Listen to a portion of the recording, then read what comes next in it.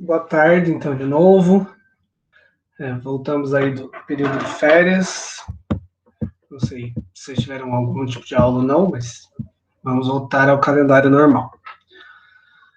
Uma coisa importante que eu preciso, duas coisas importantes que eu preciso falar aqui no início é o seguinte. Primeiro, a gente vai ter que dar uma mudada naquele esquema de segunda-feira aula síncrona, terça-feira aula síncrona, porque eu já sabia disso, né? A gente sabia quando assumi a disciplina que iam faltar algumas aulas, né? Tanto é por causa do início do semestre, teve aquela questão de falta de aula, enfim. Então, eu vou precisar de mais aulas do que as segundas e terças-feiras permitem, tá? Então, a gente vai trabalhando junto para resolver esse problema de maneira menos conflituosa, principalmente com as outras disciplinas, tá? Preciso que vocês me deem esse feedback. Então, se vocês olharem aqui, ó, eu tenho todas as segundas e terças síncronas, pelo menos a princípio vai ser assim. E a carga horária que falta serão atividades que eu coloquei assíncronas. Eu coloquei sábado, porque é um registro, né? Lá no livro de chamada. Mas as atividades vão ficar abertas por um período de pelo menos 10 dias. Tá, então vai ser um horário a mais que vocês vão precisar se dedicar a essa disciplina, mas não vai ser um dia específico, tá?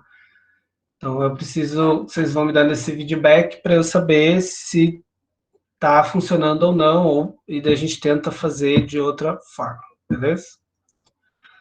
Então, a princípio, vamos manter assim. Por isso que eu só coloquei em fevereiro, não coloquei até o final, para a gente ir adequando conforme vocês vão me dizer, tá?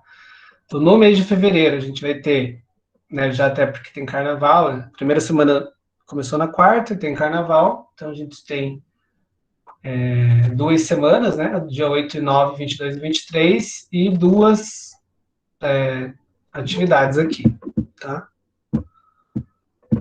Duas atividades que eu coloquei no sábado, mas que eu escrevi para vocês, não precisa entrar no sábado necessariamente. Uma delas é daquele tipo mais elaborado, de tarefa de aplicação, e uma vai ser o questionário padrão, né, como a gente tem feito. Só que ele vai ser um pouquinho mais longo, tem 10 questões. Mas não vai ser um toda semana, vai ser um questionário no mês e uma tarefa no mês, certo? Desse conteúdo aqui. Beleza? Então, só para dizer que vai ter que ter essa mudança pela questão da carga horária. Não é muito que falta, mas falta. Eu precisaria ter dado já 40 horas aula e eu dei só 30. Então, eu e o Diego, né? Então, é esse problema.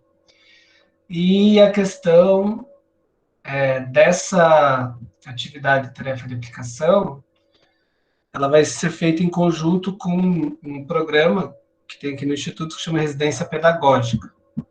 Então, eu sou um professor responsável pelo grupo de alunos da Química, que faz residência pedagógica, eles vão começar a assistir às aulas e a participar em algumas tarefas. Uma delas é essa tarefa de aplicação. Mas eu explico para vocês no momento que ela for ser ofertada. Se vocês virem algumas pessoas estranhas na sala, são os alunos no curso de Química, né, como se fossem estagiários. Ok? Então, esses são os informes iniciais. Mas se vocês virem aqui, já tem a aula de hoje. Então, esse é o mesmo esquema. Dentro dessa aula aqui, vai ficar, então, o vídeo aqui embaixo com a aula gravada. E na sequência aparecem as atividades aqui no momento, né, correspondente. Certo? Alguma questão quanto a isso? Sim, não? Tá. Então, lembre, gente. Se tiver alguma coisa, falem. Quanto antes vocês falarem, mais rápido a gente consegue adaptar o calendário, tá? Não deixe chegar muito lá no final, senão a gente fica desesperado e acaba dando por banho. Tá, então esses eram os informes iniciais. Outra coisa que eu queria fazer nesse início da aula Só achar aqui que é uma revisãozinha. Eu mudei aqui o layout aqui, vou tentar para poder usar mais o quadro com vocês, para ver se ajuda. Então, assim, uma coisa tem me preocupado bastante, que é a questão de diferenciar ligação iônica de ligação covalente. Né? Eu corrigi as atividades ontem, eu percebi que ainda tem muita confusão. Pouca gente fez atividade também, então eu não sei se quem não fez tá ok ou não tá, mas dos questionários anteriores eu vi que ainda está tendo confusão. Então eu vou tentar ver se eu consigo resolver um pouco melhor isso. Essa questão das ligações é importante porque é basicamente um dos pilares, né, do estudo da química. Então, no ano que vem, no segundo ano, em alguns momentos vai ser tratado dessas ligações e no terceiro ano em maior profundidade. Então, é uma coisa que repete, mas é importante já conseguir entender. Então, a gente tem 3 tipos lá de ligações, mas a ligação metálica, a gente estuda para explicar as propriedades, né? Então, os elétrons estão livres, então ela é boa condutora de eletricidade e calor. A gente não estuda muito ela porque ela é um modelo mais avançado, né, de explicação e de interação. Então, a gente não se aprofunda muito. Mas a ligação iônica equivalente, que basicamente é explicada por do octeto, ela é possível de compreender, né? Principalmente como ela é representada e o que isso causa, né, nos materiais. Então, é importante conseguir diferenciar uma da outra. Quando acontece a ligação covalente e quando acontece a ligação iônica. Tá? Então, a ligação covalente, que é a ligação molecular, ela acontece entre não metais, entre ametais. Né? E a gente tem lá, na classificação periódica, os ametais, na família 5, 6, 7. O grupo 15, 16, 17. E a ligação iônica vai sempre acontecer entre um metal e um ametal. Tá? Então, entre o pessoal que está no início, né, família 1, 2, 1A, 2A, A3A, enfim, e um ametal. Então, sempre vai ter essa questão. E por que isso acontece? É justamente por causa da eletronegatividade. Eu vou explicar um pouquinho ali no slide, que eu acho que é mais fácil a questão da eletronegatividade, mas ela que vai dizer se uma ligação é iônica ou covalente. Mas como a gente não tem esses dados, a gente prevê com base no tipo de elemento, que normalmente vai dar um resultado adequado. Tá? Então, isso em relação a quem participa. E o que acontece, né, nessa ligação? Então, numa ligação iônica, o elétron é transferido do metal para o ametal. Então, sempre vai ter uma espécie que vai perder o elétron e uma que vai receber. É uma transferência. Então, tem que ter alguém que perde e alguém que recebe. Então, a ligação iônica sempre vai ser um par, né, de elementos. Pode ter várias quantidades, mas são sempre 2. Ou um ânion, como a gente vai ver um pouco mais para frente. Então, quem perdeu o elétron vai ficar positivo, vai ser o cátion, quem recebe o elétron, fica negativo, é o ânion. Então, sempre tem esse par, são elementos com características diferentes. Como eu tenho um positivo e um negativo, existem cargas. Por isso a gente vai dizer que essa ligação é uma ligação polar, porque tem o polo positivo e polo negativo. Ok? Já na ligação covalente, a eletronegatividade não é tão diferente. Então, o elétron ele não é doado nem recebido, ele é compartilhado pelos elementos que estão ali. Então, eu não tenho cargas elétricas, eu tenho só os elementos compartilhando os elétrons. Tá? A gente vai ver isso também em detalhes ali. E isso causa a diferença de condutividade elétrica, que vai ser uma questão importante, né, no próximo conteúdo. Então, os íons, né, quem faz ligação iônica, tem os íons presentes, Então, ele vai ter condutividade elétrica em situações em que os covalentes não têm. Isso eu vou explicar com desenho também, fica mais fácil. E, por último, um pouco menos importante agora, mas ainda importante, é a representação dessas ligações. É bom que vocês comecem a... que vocês comecem a se acostumar com isso, porque vai ajudar a facilitar vocês mais para frente. Eu vou pegar o primeiro exemplo que tinha ali na questão de recuperação lá, na provinha, que era combinar esses três elementos aqui. Se não conseguir ver, me fala. Eu tenho a mínima ideia se vocês conseguem ver. Acho que vou fazer um pouco maior. Eu tenho lá o carbono, o cloro e o flúor. Uma coisa que eu tenho repetido já na maioria das atividades, esse L tem que ser minúsculo. Senão ele não representa o que você quer que eles representem. Bom, a primeira coisa que eu tenho que saber é se são metais ou não. Então, carbono, cloro e flúor não são metais, são não metais. Como que eu sei? Uma hora vocês decoram, né? Mas vocês podem olhar na tabela periódica e ver que eles estão lá na seção dos não metais ou ametais, que é a mesma coisa.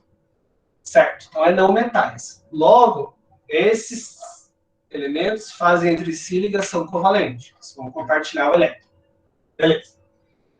Agora, eu preciso saber quantos elétrons eles têm na última camada. Como que eu vou descobrir isso? Também com a ajuda da tabela periódica. Então, o carbono está no grupo 14. Então, ele tem 4 elétrons na última camada. Cloro e o flúor estão no grupo 17. Então, eles têm 7 elétrons na última camada. Só desenhar lá.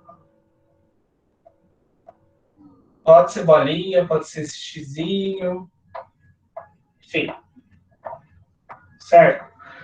Esse desenho, essa representação com o símbolo, mais os elétrons, é a representação de Lewis desse elemento aqui. Então, a representação de Lewis do carbono é o símbolo dele C com 4 elétrons. A disposição dos elétrons não é relevante. A estrutura de Lewis do cloro é o símbolo do cloro com os 7 elétrons na última camada. Mesma coisa ali para o flúor. Certo? Ok, agora eu quero uma maneira em que esses elementos se combinem para formar uma molécula. Porque é uma ligação molecular.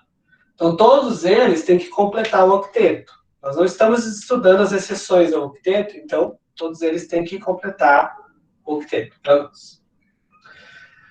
Bom, cloro e flúor têm 7 elétrons já. Para completar o octeto, eles precisam de mais um. Então, eles só vão fazer uma ligação. Já o carbono, que tem 4, ele precisa fazer 4. Então, algo me diz, né, pela experiência, que o carbono ele vai se ligar com os outros. Né? Por isso é uma tentativa. Como eu falei, tem 4 maneiras diferentes de resposta aqui, correta. Vocês vão ver isso em outros momentos. Nós vamos usar a mais comum, a que mais apareceu, que é colocar 2 cloros e 2 flúor. Então, você desenha lá. Flúor. Okay. Então, esse aqui ainda não é nada. Né? Eu tenho que fazer a ligação. Então, o cloro vai compartilhar um elétron com o carbono. Então, esse traço, esse retângulo, significa que esses 2 elétrons estão sendo compartilhados, né, entre os dois. Fisicamente, que as eletrosferas dos dois estão se sobrepondo no mesmo lugar. Tá? Então, isso significa que o cloro que tinha 7 elétrons na última camada, ele tem mais um desse compartilhamento. Porque, como elas se sobrepõem, esses 2 elétrons pertencem às 2 camadas de valência, que estão na sobreposição delas. Tá? Então, aqui o cloro está com 7 elétrons e o carbono está com 5, porque ele tinha 4 e está compartilhando 1. Então, eu faço mais uma possível ligação aqui. Ó. O cloro vai ficar com 8, porque ele tinha 7, está compartilhando 1. O carbono tinha 4, está compartilhando 2, então está com 6. Então, eu preciso de mais elétrons para o carbono. Eu vou lá e vou aqui. Aqui eu percebo que todos os átomos estão com 8 elétrons nas suas camadas de valência, contando os que tinham e os que compartilharam. Então, isso aqui é uma possível molécula estável, né? Porque todos os elementos estão respeitando o octeto. Claro, sempre tem uma pulguinha atrás da orelha que tem a exceção, mas nós não estamos focando nela agora. Então, esse em vermelho e preto é a representação de Lewis da ligação química. Tá? Então, tem que ser essa representação. São representações universais e determinadas, né? Então não dá para fugir muito dessa regra, senão elas não representam aquilo que nós queremos. E daí o principal problema está na próxima etapa, que é transformar essa representação de Lewis na fórmula estrutural. O que a fórmula estrutural faz? Ela simplifica esse desenho, essa estrutura, e cada ligação química é representada por um traço. Então, um traço representa um par de elétrons. Então, o que eu tenho que fazer? Eu tenho que fazer isso aqui.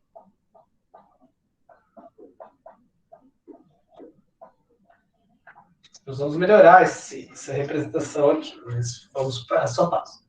Então, essa estrutura representa essa ligação aqui. Não tem outra possibilidade. Tá? Eu quero representar isso aqui dessa forma.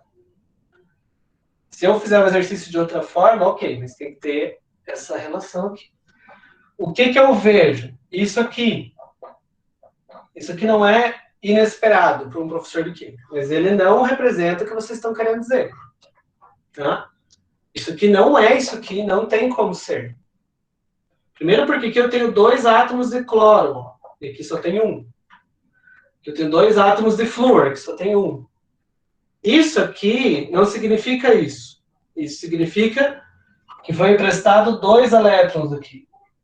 Só que isso jamais vai acontecer. O cloro jamais vai compartilhar 2 elétrons. Né? Dessa forma.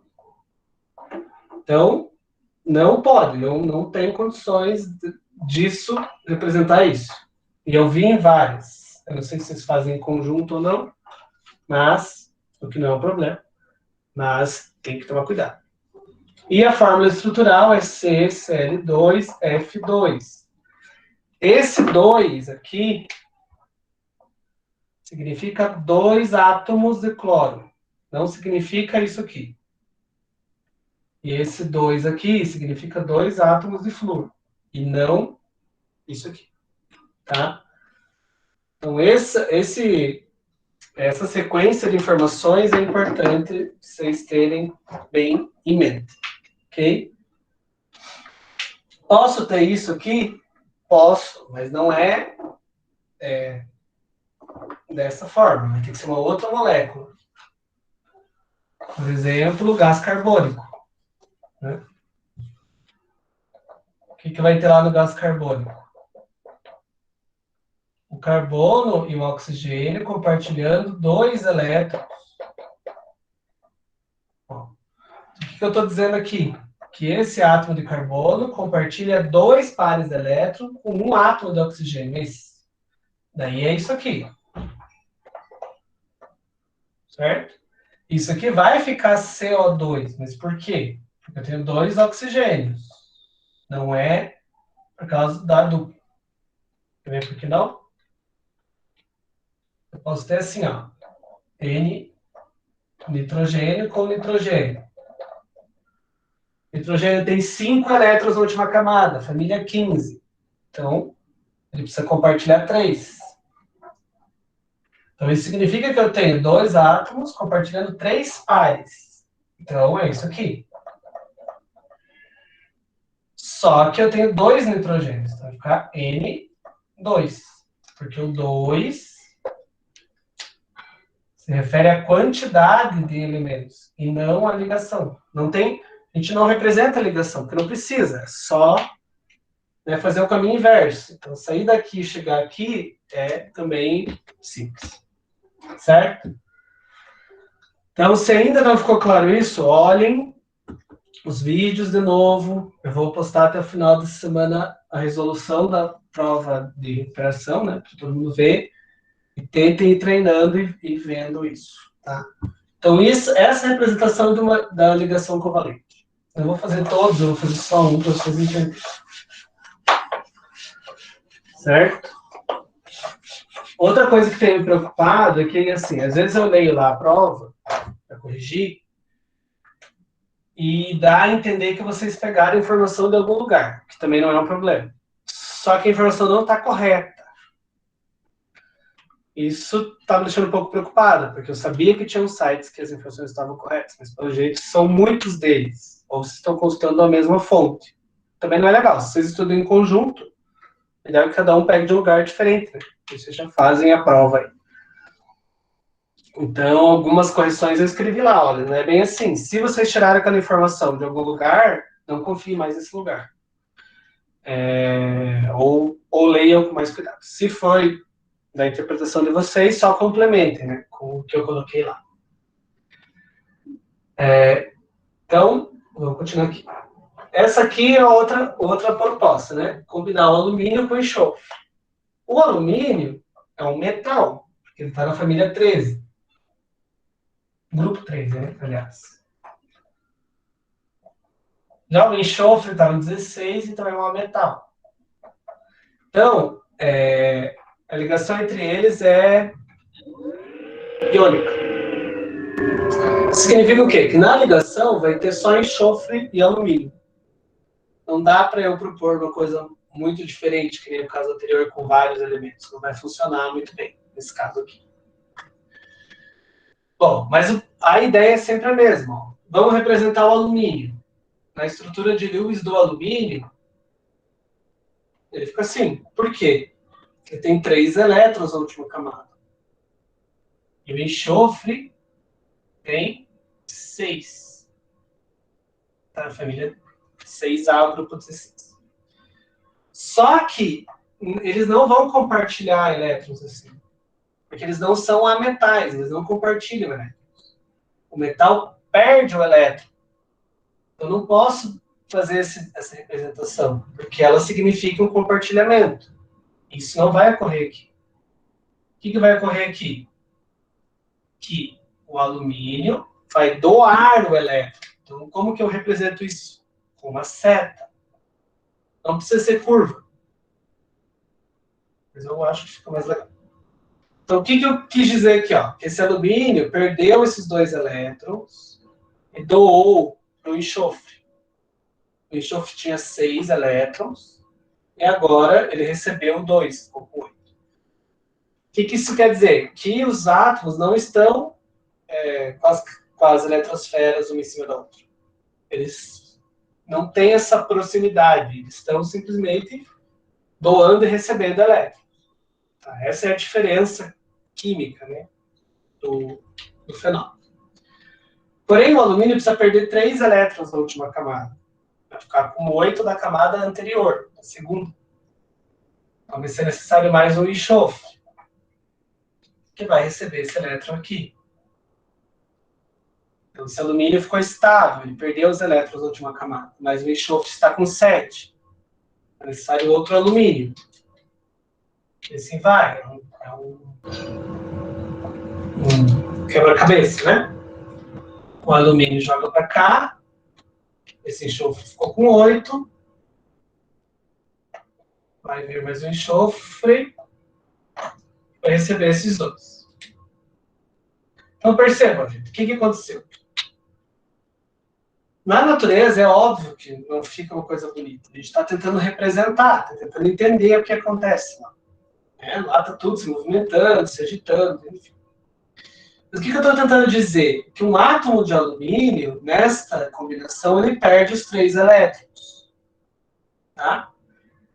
E o átomo de enxofre recebe 2. Então, se eu pudesse analisar, ver lá os átomos dentro das estruturas cristalinas, ia ter alguma forma assim, ó. Ia ter um átomo de alumínio em contato com 2 de enxofre, né, já com outro de alumínio, com esses dois. Então, vai dar aquelas formas cúbicas lá que a gente não estuda no ensino médio. Mas é isso que quer dizer. Então, eu não posso representar com aquele símbolo, com aquele retângulo, e eu também não posso escrever isso aqui. Eu encontro isso na internet, mas está errado. Acho que é assim. Porque isso aqui significa compartilhamento. Esse traço aqui. Então, isso aqui não existe, gente. De novo, se você achou isso em algum site, está usando ele como consulta, sugiro que pare de usar. Como que eu vou representar isso? Lewis deu para a gente uma representação. É o alumínio que perde 3 elétrons. Então, ele fica positivo porque ele perde elétrons, mas ele perde 3. E eu coloco isso entre colchetes. Foi uma simbologia criada e aceita. Só que 2 átomos são necessários, então eu coloco um 2 aqui. Então, isso aqui é um jeito mais simples de falar isso. São 2 átomos de alumínio que perderam 3 elétrons. Tá vendo como é tudo bem detalhístico? Não posso inventar muita coisa, infelizmente. E aqui o que aconteceu com o enxofre? Ele tinha 6 dele próprio, e cada um recebeu 2 do alumínio. Esse recebeu 2 desse, esse recebeu 1 de cada, e esse recebeu 2 desses. Então, se ele recebeu 2 elétrons, ele fica negativo. Então, 2 menos. Foi usado 3 átomos. Então, boto um 3 aqui. Esse número chama índice. Vai ser essencial para vocês daqui para frente. E a fórmula disso é Al2S3. Na fórmula, eu não vou pôr as cargas, porque não precisa. Porque se eu fiz o jogo certo, as cargas se anularam. Né? Os elétrons foram compartilhados, não tem nada errado aqui. Então, a fórmula é aquela. Então, essa diferenciação entre os dois, é preciso que vocês façam essa autoavaliação, infelizmente, porque já está afastado, eu vejo só quando vocês mandam por mim. E do que eu tenho visto, ainda não está claro para vocês. Então, eu preciso que vocês deem essa olhada mais detalhada e me avisem. Se eu faço mais exercício, se eu acho mais vídeo na internet, não sei. Tentem me dar uma dica do que vocês acham que ajuda e a gente vai e monta. Bom? Bom, precisava falar isso, né, para me ajudar. Nesse sentido, espero que... Nossa, podia ter parado a apresentação. Espero que tenha resolvido nesse sentido ali. Tem que sempre lembrar de parar a apresentação, se esquecer mesmo. Tá? Bom, de toda forma, vai ter um outro vídeo com a correção da prova para tentar ajudar vocês. Ok? Só que agora a gente vai dar um passo à frente nessas ligações. A gente vai tentar explicar agora outras propriedades envolvendo essas ligações aí. Então, aqui no slide da aula, eu fiz, né, repeti aquele resumo, né? Então, tipo de ligação e como a estrutura forma. Mas o mais importante, né, vem aqui com a questão das propriedades. Outra coisa que eu vi bastante é a relação entre ponto de fusão e ebulição com condutividade, mas não ficou muito boa essa relação. Não sei se tem uma relação tão próxima assim. Mas cada tipo de ligação vai dar um tipo de propriedade. E é isso que nos interessa aqui. É fazer o link entre os dois. Como que funciona a ligação e como que funciona a propriedade. Tá? Então, lá na ligação metálica, que é aquela que a gente não estuda muito, os elétrons ficam livres, e como eles estão livres, eles se agitam muito, né? Então, alta condutividade elétrica em qualquer situação, alto ponto de fusão e ebulição. Eles são maleáveis e dúcteis, tem isso na aula específica disso, também, pode olhar lá de novo. Só que a metálica a gente vai deixar para trás, a gente vai focar na iônica doutrina covalente. Então, a iônica, que é essa daqui, acontece entre íons. Então, esse é o cátion, esse é o ânion. Cátion positivo, ânion negativo. Tá? Então, o que mantém esses átomos um perto do outro para formar essa estrutura aqui? É a força elétrica, que eu acho que vocês não estudam em física nesse momento, mas enfim. É um polo positivo e o negativo se atraindo e se mantendo coesos. Tá? Então, o que acontece? Como eu tenho esse polo positivo e esse polo negativo, quando ele é dissolvido, eles se separam, esses polos. E é por isso que eu tenho condutividade elétrica desses materiais quando eles estão dissolvidos. Tá? Só quando estão dissolvidos ou quando são derretidos. E até então a gente estava estudando iônica e covalente só, né? Agora a gente vai diferenciar covalente polar de covalente apolar. Tá? Que é o objetivo da aula agora. Tá? E aqui um desenho tentando explicar de novo essa condutividade elétrica.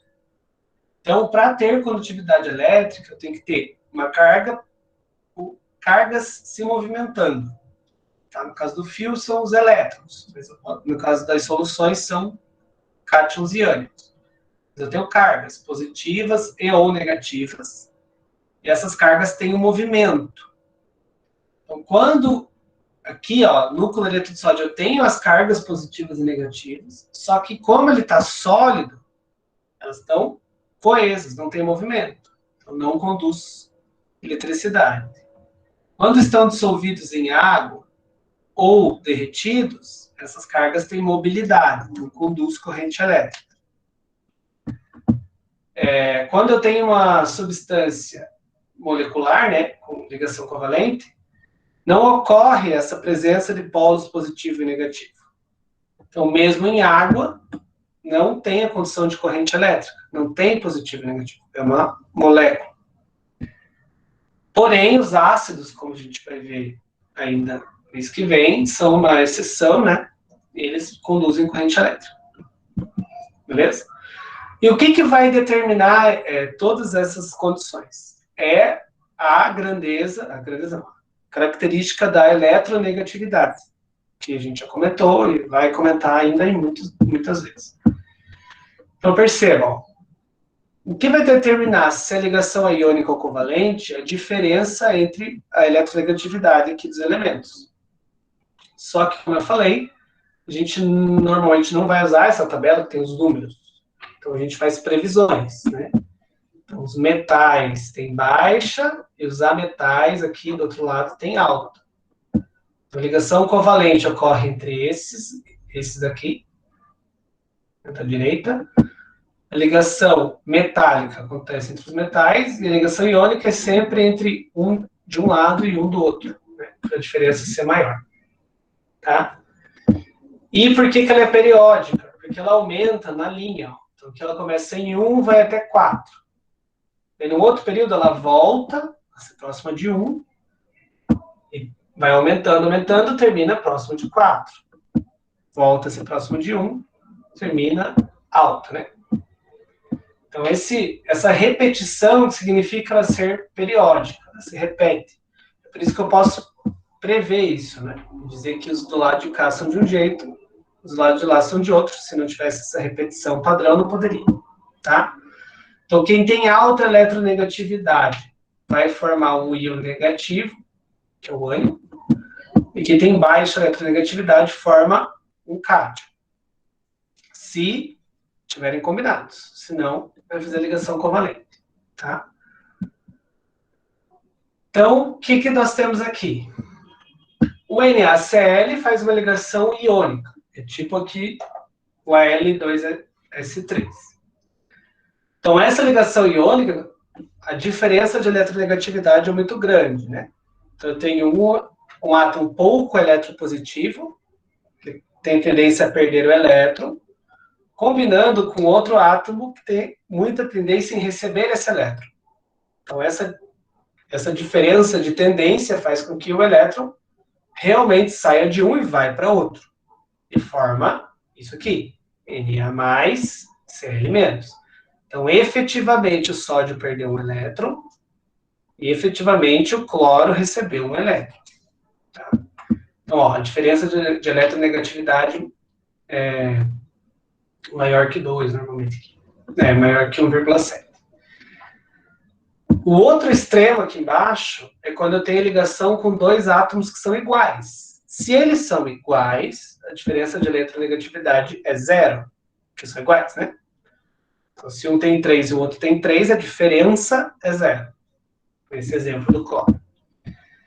Se eles têm a mesma eletronegatividade, eles atraem o elétron com a mesma intensidade. Então, nenhum vai puxar o elétron mais próximo de si. Eles vão ficar igualmente distribuídos nessa nuvem. Então, aqui eu não tenho um positivo e um negativo. Por isso que eu digo que é apolar. Sem polos. Sem positivo e negativo.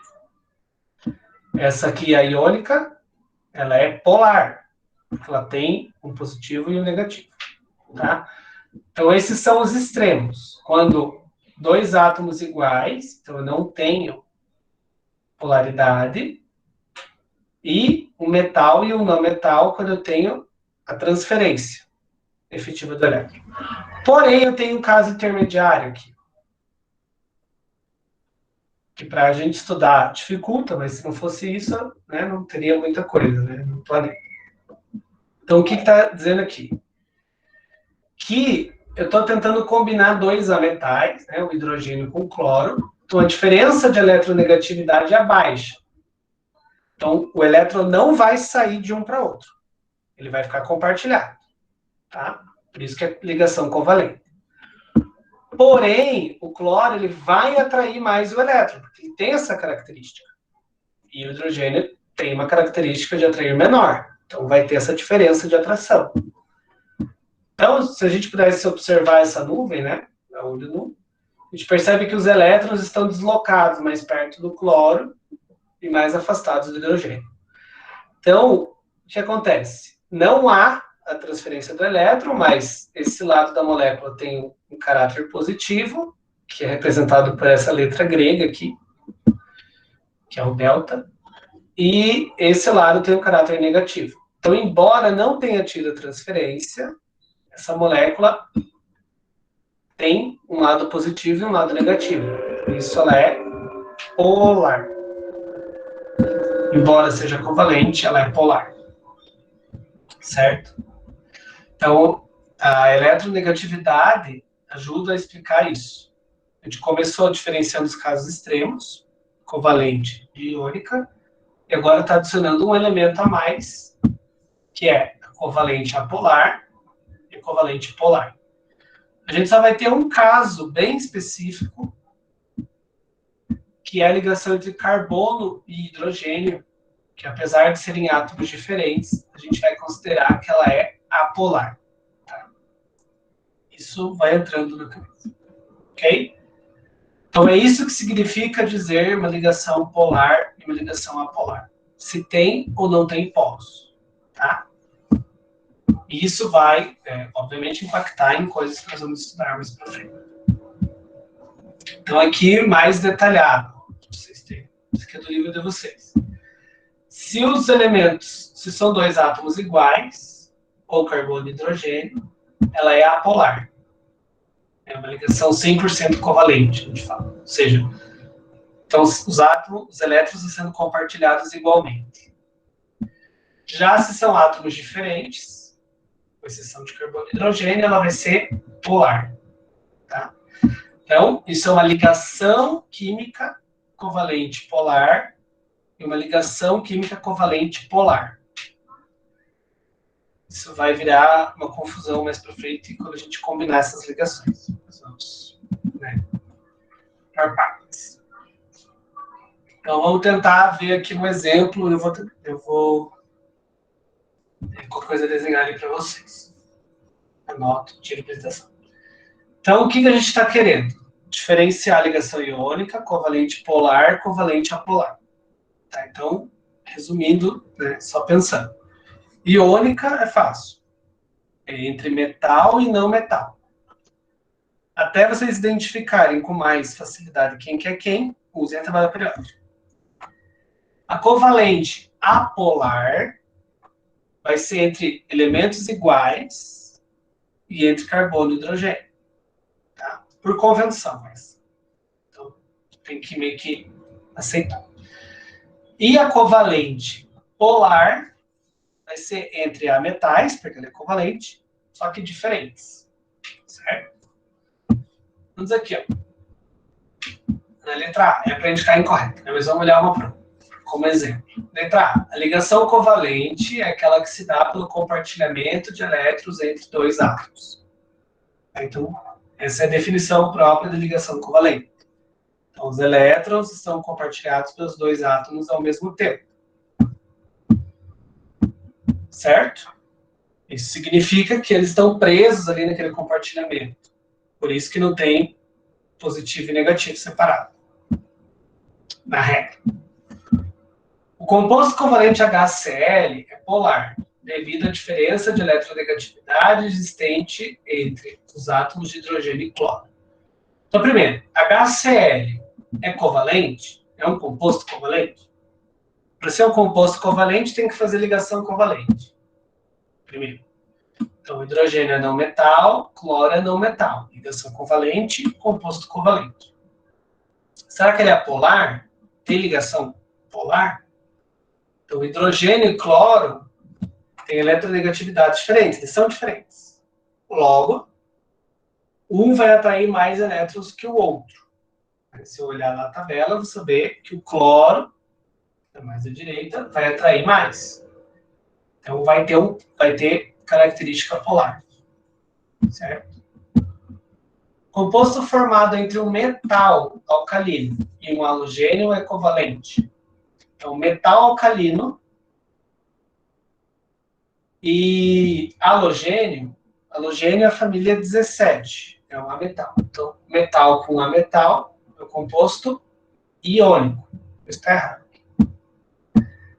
A substância de fórmula Br2 é apolar. Br2 significa o quê?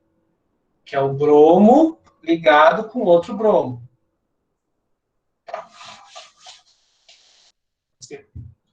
É um bromo ligado com outro bromo. Mas aqui pode ser uma simples, uma dupla ou uma tripla. Como é que eu vou saber? Olhando onde ele está, né? O bromo está na família 7A, ele tem 7 elétrons, precisa de mais um. Então, isso aqui é o Br2. Certo? Isso é questão de treino, de exercício, infelizmente. Bom, mas não é isso que eu quero agora. Eu quero saber se isso é polar ou não. Bom, se eles são iguais, a gente sabe que os elétrons vão se distribuir igualmente. Então, ele é apolar. Certo? E ali, ó, a substância de fórmula CAI2. É por isso que tem que sempre deixar maiúsculo e minúsculo certo, para não confundir aquilo com L. Por que não pode ser um L? Porque os elementos têm símbolos de duas letras. Na tabela atual, todos têm duas letras. Se pegar uma antiga, vai ter uns com 3 lá embaixo, mas é provisório, né? Então, o que eu sei que eu tenho dois elementos, Ca e o I, mesmo que eu escreva assim, né? Eu escrevo desse jeito aqui. Então, é cálcio e iodo. Eu não posso escrever os símbolos do jeito que eu quero, para não dar confusão. Então, cálcio é um metal, iodo é um não metal. Então, essa ligação é iônica. Certo? Bom, então, essa aula tem menos informação, só tem uma informação nova, né? Porque eu preciso que fique bem delimitado a diferença entre ligação iônica e covalente. Então, iônica entre metal e não metal, com transferência de elétrons, tem polo positivo e negativo. Covalente entre ametais, ao compartilhamento. Esse compartilhamento pode ser do tipo apolar, quando os átomos são iguais, então não tem polo positivo e negativo, ou apolar, Quando eles são átomos diferentes, então eu vou ter um negativo aqui, né? Os elétrons localizados de um lado. Do lado do elemento mais eletronegativo. Isso aqui vai ser, então, polar. Certo? Vou tirar a apresentação, porque eu acho que fica maior. 4. Então, átomos iguais apolar, átomos diferentes, polar. Só lembrando que carbono e hidrogênio vai ser apolar também, por convenção. Mas isso lá no terceiro ano vai fazer diferença para vocês, agora não. Certo? Então, de 2 tipos a gente foi para 3. E essa diferença entre eles precisa estar bem esclarecida para a gente não virar numa bola de neve. Ok? Alguma pergunta? Isso aqui, por enquanto? Tudo certo. Certo? Tá, então amanhã lembrem que 16h45, né? A gente vai continuar agora. Uma parte que eu acho um pouquinho mais complicada, mas a gente vai dar uma introdução. Então não esqueçam de vir. E sempre os vídeos vão estar dentro das aulas. Então olhem, isso pode olhar infinitas vezes agora. Essa é, acho que é, por enquanto, a única vantagem mesmo que eu estou vendo. É que vocês podem olhar a aula, se precisar, várias vezes, e pausar, enfim, ler só o que vocês precisam e continuar. Então, ó, cada estudo dirigido tem sua correção. Então, olhem lá para ver, né, certinho o tipo de ligação e etc. Ok? Então, um abraço a todos, até amanhã. E fico à disposição no grupo ali do Moodle ou no e-mail. Ok?